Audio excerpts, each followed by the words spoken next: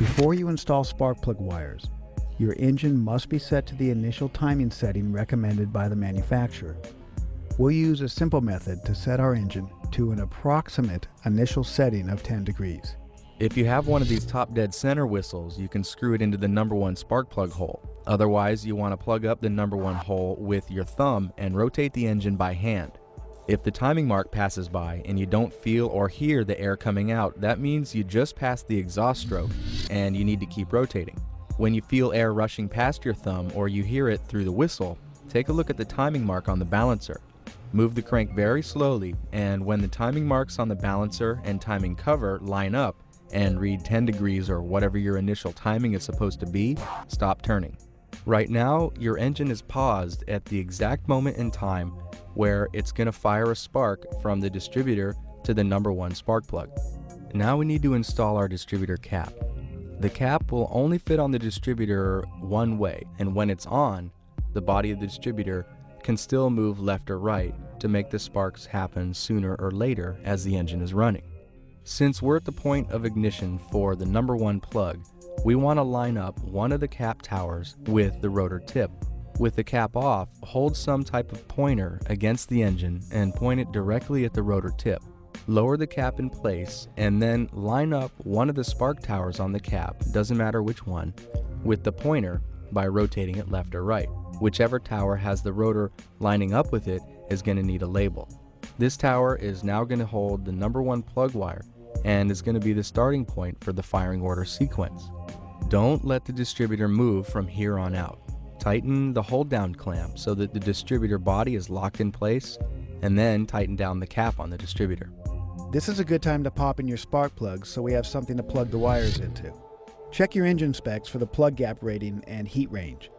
Don't forget to use a little bit of anti-seize lubricant on the threads and torque them to whatever your engine specs say. Okay, we're looking good. The crank is positioned and the distributor rotor is parked at the moment of ignition for the number one cylinder. Now take a look at your firing order. Every firing order for every engine type starts with a number one, and then the rest of the numbers in the sequence will follow the valve opening events of the camshaft. Your engine absolutely has to match this sequence or it's not going to run. You might have seen a diagram for your plug wires in your repair manual. These diagrams are just a representation and you don't have to follow them exactly. To correctly wire any distributor, all you need is 3 pieces of information.